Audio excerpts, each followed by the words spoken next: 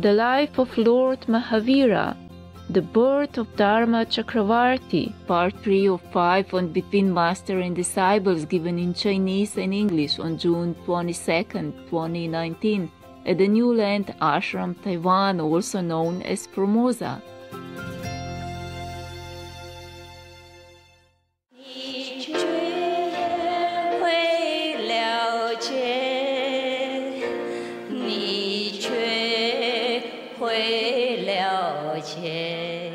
So one of the skeptic God in heaven jokingly said to Sakra that the king of God was exaggerating. So he wanted to test the prince whether or not he's really the bravest, the most courageous being or not. Oh, yeah. Oh my God. I'm terrified already. When the gods of this kind of heaven come down and want to test you, oh, I don't know, you cannot run anywhere. Okay? Even the best spy, the best CIA agent on this planet were to chase you, to hunt you down. You will have more chance to run away than if this God, one of these gods come down and try to catch you. Nowhere to run. You cannot escape. You just have to sit there and have to endure whatever they want to measure upon you. This is terrible. I'm already scared. Yeah. Okay, now this God from this heaven, they are specialized in making trouble for a practitioner. And it's not the prince's fault even. He's only 8 years old kid. He did not even say, oh, I'm this, I'm that, I can do this, I can do that, and I want to save the planet. Be fast, go green, nothing. He didn't do anything. It's not his fault. If he grown up already and vowed to save all beings or saying such a great thing like that, then possibly the gods should come down and test him. But it's none of their business. I'm telling you, I really don't like these gods at all. They should just mind their own business. In heaven, they have everything they need. They're so happy, joyful. Why do they mess with us? We, the mortal, we do nothing wrong to them. Never mind. They still want to come down and mess with you. Terrible. So, said and done. This God, not the Sakra God, but the smaller God, maybe subordinate God, yeah? Say to the king that he's going down now to test Vatman, just because the king of God praised him. The king of God praised him, not the prince himself. He's only a kid. Oh, see what he's doing. Okay. If you're scared, just block your ears. Now, Vatman, the prince, was playing with children of his age in the Chinatkan jungle. The game was to race to a target tree, climb up and come down. It's a kid's game, yeah? And get to that tree, whatever the tree they designate, climb up and come down. So easy. Whoever is the first one to reach the ground was the winner. Yeah. Maybe they all climb up together at one time, and then they all come down together, yeah? See whoever come down first. So, Vatman ran the race and was first to climb the tree. They probably do the timing. And then the boys on the ground saw a ferocious cobra slithering up around the trunk of the tree. The boys see that. You know who that is already, right? You can guess, right? Suddenly a cobra appear from nowhere, and right exactly where the prince was climbing, and hissing and raised his hood.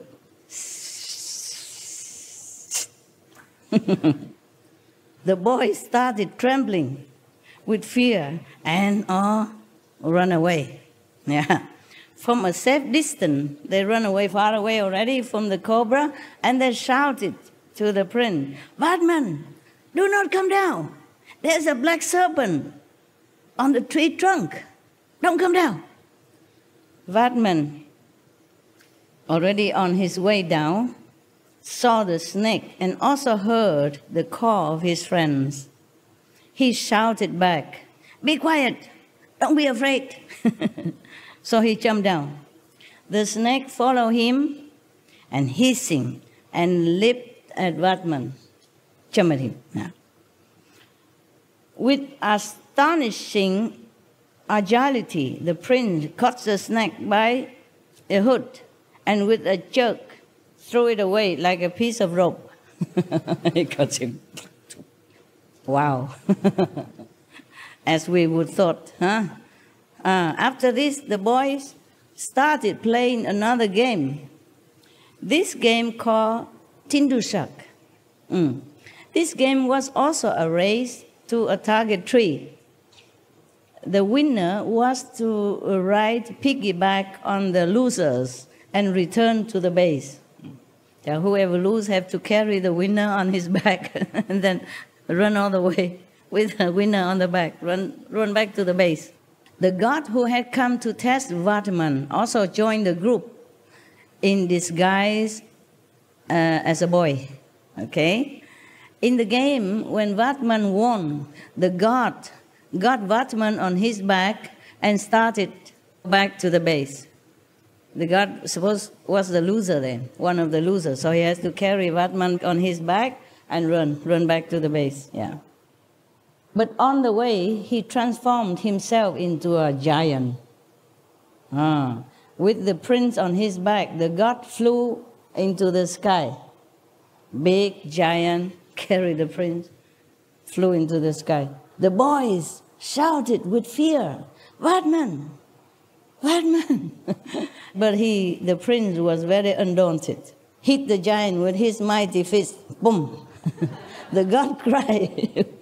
The giant god cried with pain. Probably he know where to hit, nah? Maybe here or eyes or whatever. I don't know where he hit, but the god was crying in pain and had to land back on the ground. Vatman jumped from his back, but the culprit disappeared, and in his place appeared a god who begged Vatman's forgiveness. I like that. I like that very much. So, I don't know if I should like it, because we're not supposed to hit somebody else or anything, but this guy, he deserved it. He messed up, and he's bigger than Vatman. So, I think it's okay. If it were me on this giant back, I would also probably given him some of my kung fu. Yeah. Yeah, he has no business to go there and mess with the kids' game and then took him to the sky, scaring all the kids like that, right? Bad boy. So the god came down and then kneel on the floor and begged the prince to forgive him. Fine, I like that.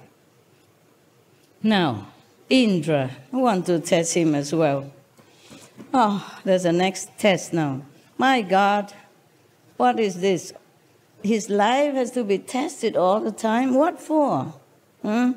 Now, in the school, when Vatman entered the 9th year of his age, his parents thought that it was time to impart martial and formal education befitting a Kshatriya boy to him. Kshatriya, the high class of India, and there are 4 classes. Kshatriya is the top class, yeah? The class of the warrior, yeah, of royalty. Well, I don't think it's the first one. I think the first is Brahman, no? Any India, help me? First is Brahman. Brahman, second is Kshatriya. Okay, correct, yeah. Lucky I remember, otherwise he was laughing at me, see that? Thank you. Yeah, I'm not Indian, you see, and I know all this since I was younger. And long time I don't use this kind of knowledge. For what? Yeah. I'm not Indian. And even Indian people not often remember these things. They have many other things to learn nowadays, especially learn computer and stuff. Nobody care about Brahma or Kshatriya or whatever the class. But in India, when you go to India, you still have to be mindful of these classes. You don't touch the Brahman class, okay? You don't touch their things. You don't try to go too near to them or utter something that's disrespectful. Even if you go in their kitchen, your shadow is already making trouble for you. If you cast your own shadow in their kitchen, for them it means contamination, pollution, in different kind, spiritually, and they don't like that.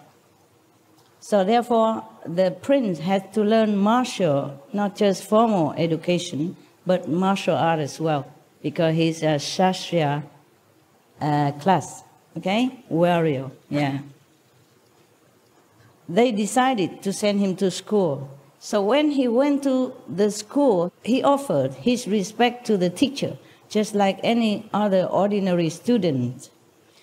In spite of having all worldly knowledge since his birth already, by offering respect to his teacher, Vatman honored the age-old traditional ideals. Even if he knows everything already, but he went to school, he must offer respect to his teacher. Just the same like every other child, huh? You maybe prostrate in front of the teacher, maybe 1 time, 2 times, 3 times, depends. And then you make some offering, yeah? That means you accept him as your teacher and you respect him. You prostrate to his feet, yeah? To show respect and obedience, yeah.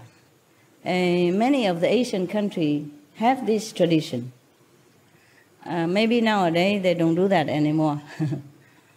But in some area, possible still have some little tradition left. Remember last year, there was one Vietnamese old man got initiation, and he wanted to prostrate to me 3 times. He kept insisting that it's a tradition, Vietnamese tradition. You have to prostrate to your teacher 3 times. But I said, no, here nobody prostrate to nobody. So please don't do that. He was very reluctantly not doing it. You know, he would have loved to do it with all his heart. I can see that. But I don't want to make it into a tradition here. Imagine 1,000 people just got initiation, and then I just sit here for 1 hour long waiting for the prostration to finish. Huh? Understand? How do I have time to read books for you? I have to read book at home already. Check out if it's worthy to offer it to you. I read other books also, but it was too complicated. So I did not bring it here. I bring this one. It's a very good book. It's simple. Even child and adult can enjoy. Yeah. And I don't have to explain a lot. All I do is just know how to read English. Simple. So nowadays maybe we cut that. Yeah. But in the Buddha's time, they still do that. Yeah? And whenever any of the students wanted to ask Buddha some question, Buddha time is written in the sutra, but I guess in every other tradition in India, you know, about Buddha's time, or nowadays even, they still prostrate to the guru, to the master, when they want to ask something, or when they first came in to greet him, when they came visit, not just the first time, but whenever they can visit the master, they bow to the master. And whenever they take leave, they do the same.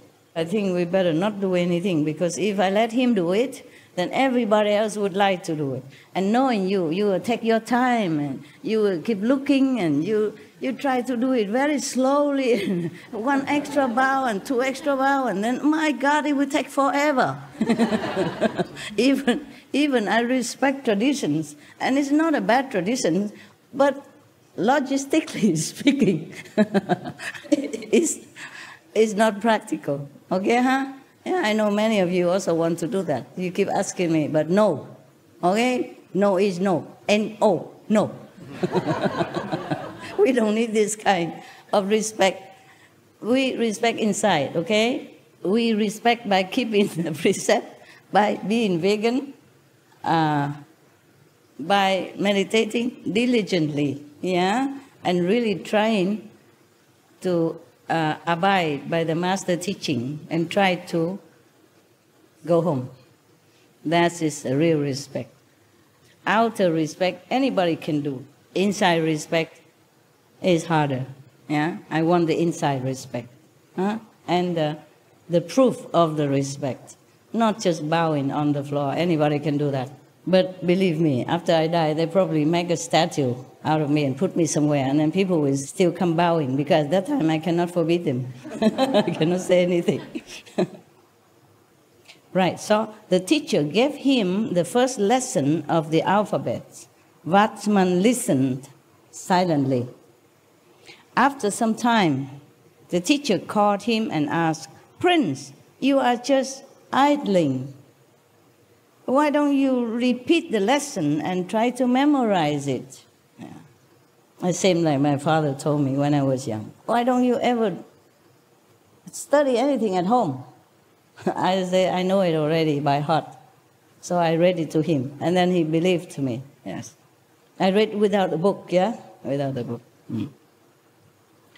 So in reply, Vatman recited the full alphabet for the teacher. The teacher was very, very surprised. While he was trying to fathom the surprising capacity of the little boy, an old man, an old Brahmin with a tilak on his forehead. Yeah, you know tilak, right? India people, they put some red dot in front of your forehead here, between the eyebrow, a little bit up. Good idea, no? That was a tradition before. The teacher would have put something here, yeah, so that the disciple always remember the third eye. So they reminded each other, huh? Or when they look in the mirror, seeing the tilak in front of the forehead, they would not forget where to concentrate. Yeah, it's a good idea. Everything you know of value is inside you. So whatever I told you outside, I told you already, it's just pastime, no? It's worldly knowledge. Whatever truly divine knowledge is imparted to you without language, without words. So you have that already, yeah? And every time you come to see me, I just entertain you. So now we continue with the prince. So the teacher was very surprised and was trying to really understand the magnitude of this boy's intelligence and capacity. So there was one old Brahmin with the tilak on his forehead enter the school. Yeah, one day. The teacher greeted him and offered a seat. The Brahmin asked some complex question on grammar. The teacher could not reply and remained silent, looking down in shame. He cannot answer. Yeah. So the Brahmin smiled and said, "Acharya, please do not bother yourself. Teacher, don't worry, Maybe I will ask this little new student of yours. Maybe he can solve my problem. If you allow me, may I ask him?" The prince, yeah. So the teacher consented, and the old Brahmin put the complex questions before Vadaman. Yeah. Little Vadaman, without hesitating, gave correct and appropriate answers. The teacher stared dumbfounded at the little boy. The Brahmin smiled and said, "Acharya," teacher, "please, Acharya, don't feel insulted. You are not aware that the sun of knowledge of this era is present before your very eyes as Prince Vadaman. He is the future Lord Mahavira Swami, the omniscient." Nothing he cannot do. So it is believed that Indra compiled his questions and Vatman's answers into a book named Indra Vyadaran, the grammar of the Indra. Indra is another god, yeah? Maybe lower than Chakra, but also very powerful, okay? He's lower than Chakra, right, or higher? Lord of Rain. Huh? Lord of Rain, yeah. Lower than the Chakra. But he is still very powerful, also capable of testing. Beware of all these gods. They are not always very friendly. I don't know why They're so scared of us practitioners. I mean the real practitioners will be always tested since little already with all kind of things. Maybe centipede bites or some sickness or some kind of scary situation and family trouble, you know. When you were little already, they already test you how you solve this family problem for your parents even. When parents are helpless, how you help them also. I had also some cases like that. Yeah. So they even compile these questions and answers into a book. Yeah, I mentioned already. Okay, this is two gods have tested Vardhaman. Yeah, two. But these are nothing. These tests are nothing, believe me, compared to the one that Lord Mahavira had to endure afterward in his adult life and in his ascetic life, seeking the truth. The more determined you are to help humankind, or help all beings, the more tests you will have to undergo. And not everyone passed the test. That's why we don't have many masters. Because some tests are very, very severe, above human endurance and intellect and capacity. Okay, now they are talking about Mahavira's family. Okay, we will finish that. And tomorrow we will talk about his life as a monk, okay? Ascetic monk. Not just normal monk, but ascetic monk. Extremely ascetic. Yeah. After you heard the story about his asceticism, you feel very, very lucky and grateful to be able to sit here on a soft cushion and a clean floor and have a roof and have aircon and fan and whatever.